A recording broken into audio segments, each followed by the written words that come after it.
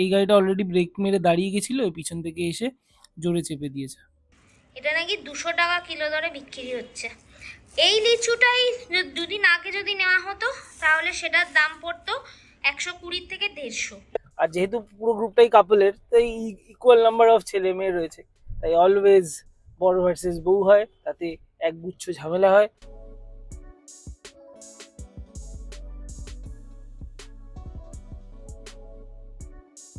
Good morning everyone, welcome back to our channel. এখন হচ্ছে সকাল 8:30 বাজছে। আমি মোটামুটি পুরোপুরি রেডি, আর ওদিকে ট্যাব রেডি হচ্ছে। আজ মঙ্গলবার, তো আমাদের পুজো আছে সম্পাদিদির বাড়ি, তো সেখানেই যাওয়া হবে। এখন এর জন্য সকাল সকাল বেরিয়ে পড়ছি, কারণ আজকে অফিসও আছে, তো সেই জন্য তাড়াতাড়ি সকাল থেকে ভোরবেলা উঠেছি। আজকে অনেক ভোরে উঠে স্নান করে তা পুজো করা, ঘরের যা কাজ টুকটাক থাকে সেগুলো করে এখন রেডি হয়ে গেছি, এবার বেরোবো।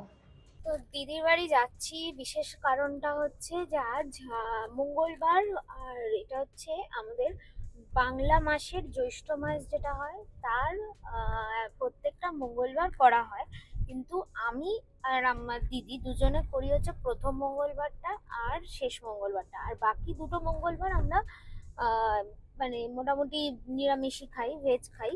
কিন্তু যেই নিয়মগুলো করি, যেমন পুজো দেওয়া, তারপরে ফলার করা, ফল বা চিড়ে দই এসব খাওয়া, এগুলো সব আমরা এই মঙ্গলবারটাই করি, মানে লাস্ট মঙ্গলবার আর প্রথম মঙ্গলবার।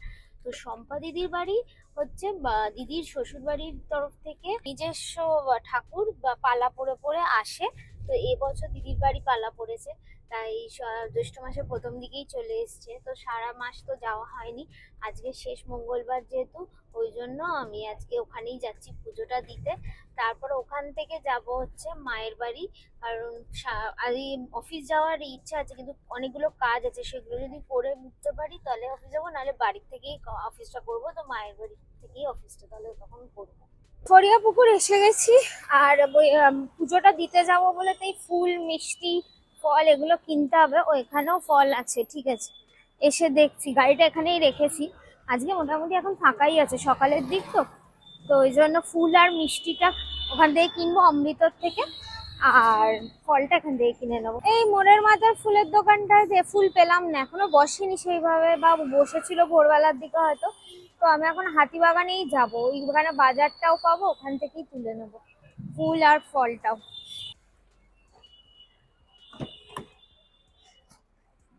মিষ্টিটা নেওয়া আমার হয়ে গেছে।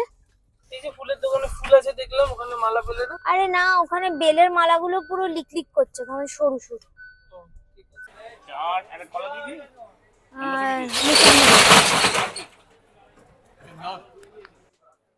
মৌসুমি দাম আর না, এগুলো কি হিমসাগর? লিচু কত করে? না না না না না না, এখন খাবো না, আমি পুজো দেবো, এখন খাবো না। সব নেওয়া ডান, ফুল ফল মিষ্টি এভরিথিং। এবার দিদির বাড়ি নামবো কিছুক্ষণের মধ্যে, গিয়ে পুজোটা দিয়ে চলে আসি। আর এই হচ্ছে দিদির মঙ্গলচণ্ডী, এখনো ঠাকুরমশাই আসেনি, সব দিদি জোগাড়জাত করে রেখেছে। এই জাস্ট বাড়ি ঢুকছি দিদির বাড়ির থেকে, এবার গিয়ে মা সব রেডি করে রাখছে, পুজোটা করবো, খাবো, তারপরে খেতে পারবো। জল এখনো জল খাইনি কিছু। ঘরে বসে অফিসের কাজ করছিলাম, একটা প্রচন্ড জোরে আওয়াজ শুনে দৌড়ে নিচে নামলাম। নিচে গিয়ে দেখি একটা 407 একটা গ্র্যান্ড আইডেনকে পিছন থেকে মেরেছে, এবং 407 গুলো এমনি প্রচন্ড তাড়াহুড়ো করে রাস্তায় চালায়, যেমন সবাই জানি, কিন্তু খুব বাজে অবস্থা। 407-এর সামনেটা তুবড়ে গেছে, কাঁচটা নেই, গ্র্যান্ড আইডেনের পিছনটা পুরো তুবড়ে গেছে, ওটারও কাঁচ টাচ নেই, এবং ওই যে ভদ্রলোক গাড়ি চালাচ্ছিলেন সাদা গাড়িটা, উনি দরজা খুলে বাইরে বেরিয়ে এসেছেন, মানে এত জোরে ইম্প্যাক্ট হয়েছে। তবে ওনাকে নিয়ে রাস্তার সাইডে বসানো হয়েছে, এবং ব্যথা তো লেগেছে, হাত পা তোনার কাঁপছেও, কিন্তু মানে নিচের অবস্থা, মানে রাস্তায় পুরো কাঁচ ভর্তি হয়ে আছে। 407 বোধহয় কুলেনটাও ফেটে গেছে, ওটা পুরো রাস্তায় সবুজ লিকুইড গড়াগড়ি খাচ্ছে। আমি দেখাচ্ছি এরকম সাংঘাতিক এই ঘটনাটা ঘটেছে, কিন্তু থ্যাংক গড মানে সবাই দাঁড়াচ্ছে, দাঁড়িয়ে আছে, কারো সেরকম শারীরিক ক্ষয়ক্ষতি এখনো অবধি দেখে মনে হচ্ছে হয়নি, কিন্তু এরকম সাংঘাতিক একটা অ্যাক্সিডেন্ট হয়েছে, এবং মানে সত্যি মানে দেখেও ভয় লাগছে জিনিসটা। এই সাদা গাড়িটাকে মেরেছে, এই পিছনের গাড়িটা, এই ওই দিক থেকে অ্যাকচুয়ালি একটা লরি চাপ ছিল, সেই সময় ও ডান দিক মারতে গেছে, এবং জোরেও স্পিডেই ছিল, আর এই গাড়িটা অলরেডি ব্রেক মেরে দাঁড়িয়ে গেছিলো, পিছন থেকে এসে জোরে চেপে দিয়েছে। এখনও ইমার্জেন্সি লাইট জ্বলছে এবং এই সাংঘাতিকভাবে পিছনটা তেবড়েছে। এই সামনে যে কাঁচ পড়ে আছে, এটা সামনের গাড়িটারও পিছনের কাঁচটা ভেঙেছে, এই গাড়িটারও ভেঙেছে। আর ওই যে সামনে কুলেন্টও পড়ে রয়েছে, দেখা যাচ্ছে এই যে সবুজ রঙের। আর এই ভদ্রলোককে এখানে বসিয়ে রাখা হয়েছে আপাতত।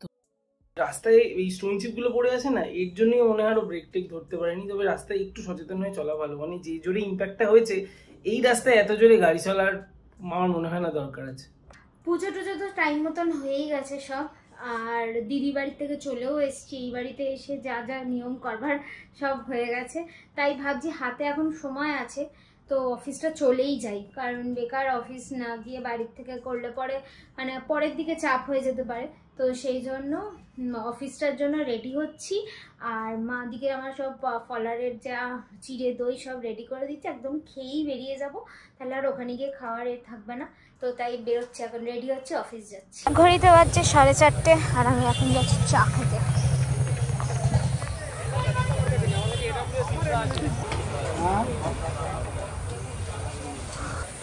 बिस्किट नमकीन है, बिस्किट नमकीन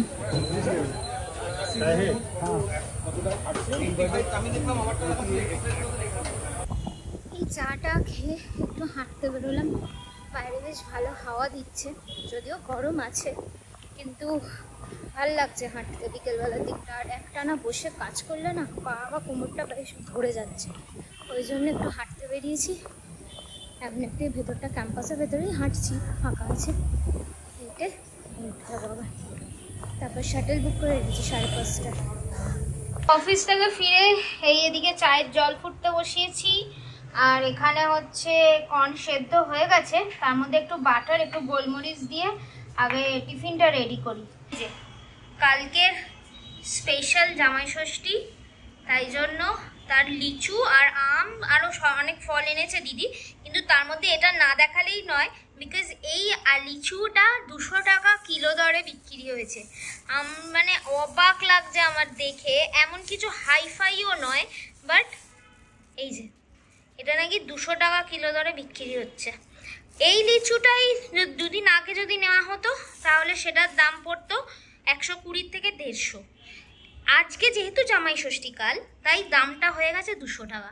মানে মধ্যবিত্তর ঘরে মানুষের যে কি কষ্ট সেটা আর কে বুঝলো। যাই হোক, জামাই ষষ্ঠী বলে তো করতেই হবে, কিনতেই হবে, করছে তাই লোকে। এই বেরোলাম। সারাদিন আমি আজকে প্রচুর কাজ করেছি, অনেকদিন পর কন্টিনিউয়াস কাজ কাজ কাজ কাজ কাজ করে গেছি। আর ও একটু লেজ নাড়িয়েছে, তবে না মাঝখানে আবার অফিস গেছিল, এটাও ঠিক, আমি বাড়িতে বসে কাজ করেছি। আর এখন যাচ্ছি, এখন তো বেরিয়েছি, বাড়ি যাবো, তার আগে যাচ্ছি একটু শুভায়ুদের বাড়ি। ওর একটা জিনিস আমার কাছে ছিল, সেটা দেবো। আর একটা জিনিস ওর থেকে নেবো, সেটা হচ্ছে পিকশনারি। পিকশনারি হচ্ছে একটা বোর্ড গেম, তোমরা যদি খেলে থাকো জানবে, প্রচণ্ড ইন্টারেস্টিং। আমরা আমাদের গেট টুগেদারে ডামসারাজ খেলতে খেলতে এখন বোর হয়ে গেছি, তাই এবার রিসেন্ট একটা আমাদের টুগেদার আছে আর কি, ঠিক গেট নয় বাট টুগেদার রয়েছে। তো সেইখানে আমাদের প্ল্যান হচ্ছে আমরা একটা পিকশনারি খেলার আয়োজন করব। এবং আমাদের সবসময় মোস্ট অফ দি টাইমস আমরা খেলি সবসময় মেয়ে ভার্সেস ছেলে, জানি না, এটা হচ্ছে একটা ইউনিভার্সাল টিম সেট আপ। আর যেহেতু পুরো গ্রুপটাই কাপলের, তাই ইকুয়াল নাম্বার অফ ছেলে মেয়ে রয়েছে, তাই অলওয়েজ বড় ভার্সেস বউ হয়, তাতে একগুচ্ছ ঝামেলা হয়, ওটাই মজা আর কি। এই মাত্র বাড়ি ঢুকলাম, আজ 11:15, আর এই জিনিসটা নিয়ে এসছি। এই হচ্ছে পিকশনারি, ওরা এরকম ব্যাগের মধ্যে রাখে, এটা পিকশনারি। আর এই হচ্ছে বোর্ড, এটা বেশ ইন্টারেস্টিং খেলা, ওই ডামসারাজের মতোই, কিন্তু চিটকের মধ্যে লেখা থাকে কয়েকটা নাম, সেটা এঁকে বোঝাতে হয়। বেশ মজাদার খেলা।